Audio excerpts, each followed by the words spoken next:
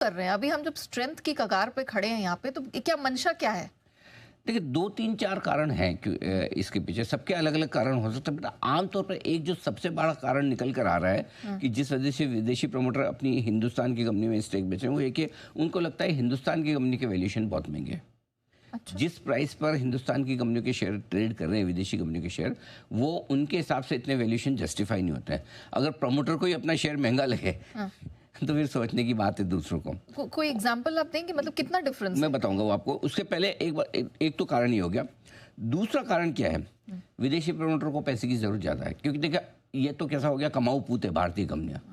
हमारी कंपनियां लगभग लगभग कई सारी आपको विदेशी कंपनियां ऐसी मिल जाएगी जिनकी पेरेंट कंपनियों में ग्रोथ नहीं है और हमारी कंपनियां ग्रो कर रही है, क्यों? हमारा मार्केट बड़ा है, 140 करोड़ कंज्यूमर है, जियोग्राफी इतनी बड़ी है, इतनी बड़ी जियोग्राफी की यूरोप के 20 25 देश आ जाए हमारे अंदर। सही बात है। राइट है ना? पॉपुलेशन इतनी कि 20 25 देश आराम से आ जाए। वो एक ही देश में सारा काम हो रहा है, तो नेचुरली यहाँ बिजनेस बहुत बढ़िया है। तीसरी एक और ख़ास बात है कि आज से 5 साल 7 साल पहले जो नहीं था वो अब है। वो ये कि हमारे बाजारों में लिक्विडिटी बहुत है। Correct। आज बेचने जाते हो एकदम वो मक्खन की तरह माल बिकता है इनका, निकल जाता है। खरीदने वाले बहुत हैं। डोमेस्टिक लिक्विडिटी इतनी स्ट्रांग है, चाहे वो हमारे डायरेक्टली इन्वेस्टर्स की हो चाहे म्यूचुअल फंड के जरिए हो, तो बेचना भी आसान है। पहले बेचना चाहो तो बिकता नहीं था, अब खरीदने के लिए तैयार बैठे हैं फंड। करेक्ट। इसके अलावा इनको प्रीमियम ज़्यादा मिलती है, और प्रीमियम ज़्यादा मिलने के पीछे कारण ये कि जनरली हम आमतौर पर मान के चलते हैं कि इनकी कॉर्पोरेट गवर्नेंस बेहतर होती है। हालांकि बहुत सारे केसेस ऐसे हैं जिनमें इन्होंने सुजुकी हुआ, सीमेंस हुआ, जिन्होंने जिस तरह से रॉयल्टी चार्ज करने की कोशिश की, ऐसा नहीं कि इनकी कॉर्पोरेट गवर्नेंस बहुत बढ़िया है, ऐसा ऐसा वो परसीव किया जाता है, लेकिन ऐसा है नहीं। लेकिन हो ये रहा है कि भारत में जो कंपनियां हैं उनको इनके विदेशी पेरेंट के मुकाबले में वैल्यूएशन बहुत ज़्यादा मिल रहे हैं। एक कंपनी विदेशी जो पेरेंट कंपनी है उसने भारत में सब्सिडी बनाई, लिस्ट करवाई। अब भारत की सब्सिडी तो आराम शनाब वैल्यूएशन पे ट्रेड करिए और पेरेंट कंपनी कम। उसकी वजह है कि भारत की कंपनी की ग्रोथ काफ़ी ज़्यादा है, पेरेंट कंपनी की काफ़ी कम। तो वो सारे कारण हैं, और गवर्नेंस का वैल्यूएशन इनको प्रीमियम मिलता ही है। तो ये सारे कारण हैं जिसकी वजह से विदेशी प्रमोटर को लगता है कि यार बेच देने में समझदारी है। आपने सर सबसे पहले ये इस सवाल के जवाब में कहा था कि वैल्यूएशन में डिफरेंस है। हाँ हाँ कैसे, आप एग्जांपल देंगे मुझे? हाँ, वैल्यूएशन में मैं आपको दे सकता हूँ। फॉर एग्जाम्पल मैं कुछ एग्जाम्पल आपके सामने रखता हूँ। ऐसे तो मैं कम से कम 25 दे सकता हूँ, अच्छा। 25 से ज़्यादा दे सकता हूँ कि हमारे यहाँ जो कंपनियाँ वो किस वैल्यूएशन पे ट्रेड करी है और उनकी विदेशी पेरेंट कंपनी जो है वो किस वैल्यूएशन पे ट्रेड। फॉर एग्जांपल सबसे बेहतरीन एग्जांपल मैं आपको देता हूँ मारुति का। अब आइए मारुति के केस में। मारुति इस वक्त 24 के पी मल्टीपल पे है हमारे यहाँ, और सुजुकी जो इनकी पेरेंट कंपनी है 5 से भी कम मल्टीपल पे। हमारे यहाँ 5 गुना वैल्यूएशन है। नेस्ले देखिए, इंडिया की कंपनी नेस्ले 75 के पी मल्टीपल पे है, और नेस्ले जो वर्ल्ड वाइड है वो 18 के मल्टीपल। कोई कंपैरिजन? 4 गुना हमारे वैल्यूएशन महंगे हैं, मारुति में 5 गुना महंगे।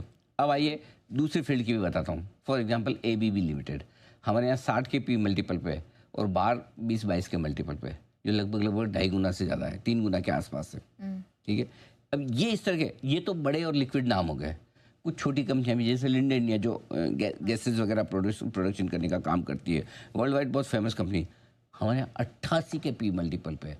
अब और इनकी पेरेंट कंपनी 27। अब कुछ कुछ केस में तो कभी कभी हमें लगता है हम भी बेवकूफ़ है कि हम इतने मल्टीपल क्यों दे रहे हैं।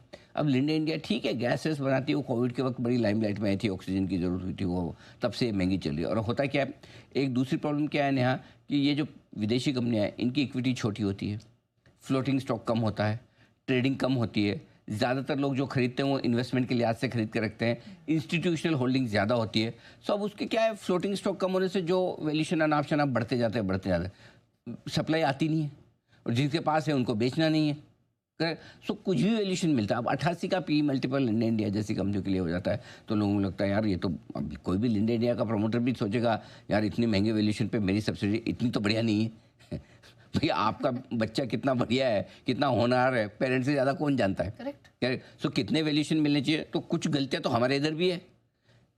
ज़्यादातर विदेशी प्रमोटर के मुंह में पानी क्यों आ रहा है, क्योंकि भाव आप ऐसा दे रहे हो। एक और एग्जांपल आपको बताऊं, जैसे शेफलर इंडिया, ये छोटी कंपनी की हमने बात की, तो मैं एक और शेफलर देता हूँ। शेफलर इंडिया में 50 के मल्टीपल पे है। आप सोचो इसकी पेरेंट कंपनी 4 का मल्टीपल है, मतलब सोचो 12 13 गुना हमारे यहाँ इतना महंगा बिक रहा है उसका स्टॉक। मैकडॉवेल, यूनाइटेड ब्रूअरीज, इसके प्रमोटर के पास डियाजियो है, 15 का मल्टीपल पे वो ट्रेड करता है, हमारे यहाँ 65 का है। ऐसे में आपको 10-12 एग्जांपल और दे सकता हूँ, लंबी लिस्ट है। इवन मैकडोवेल का यही हाल है, बहुत सारी क्यूमिंस देख लें, सीमेंस देख लें, अरे लंबी लिस्ट है, सारे बड़ी से लेकर छोटी कंपनियां, सबका यही हाल है, अनाप शनाप वैल्यूएशन पे। और वजह क्या है? वजह दो ही है, एक हम ज़्यादा वैल्यूएशन दे रहे हैं, लिक्विडिटी बहुत है हमारे यहाँ, बेचो माल बिक जाता है, और फिर प्रमोटर को लगता है कि यार इतने महंगे वैल्यूएशन तो जस्टिफाइड है नहीं, और स्पेशली जब हम जिस प्राइस पे हम ट्रेड कर रहे हैं उसके हिसाब से देखें तो फिर क्यों ना और बेच दिया जाए। अगर गलती से उनको पैसे की ज़रूरत आ गई किसी वजह से, और कई बार उनको ये भी लगता है कि सपोज उनको पैसा अपनी पेरेंट कंपनी में, या फॉर एग्जांपल भारत के बजाय समझो उनको बांग्लादेश या वियतनाम में जाके पैसा लगाना है, तो क्या सोचेंगे, बोले यार वो भी तो मार्केट ठीक ही है, अब यहाँ इतने महंगे वैल्यूएशन पे बिक रहा है, यहाँ बेचो, यहाँ से पैसा लो, वहाँ लगा लो।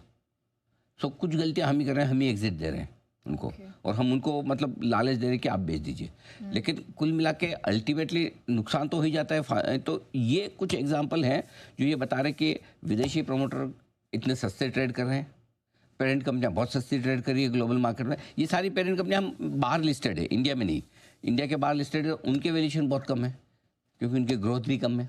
लेकिन भारतीय कंपनी की ग्रोथ भी ज़्यादा है, वैल्यूएशन भी ज़्यादा है। ज़्यादा होना समझ में आता है, लेकिन हम ज़्यादा के बजाय अनाप शनाप पे जा रहे हैं, और वही सबसे बड़ी समस्या है।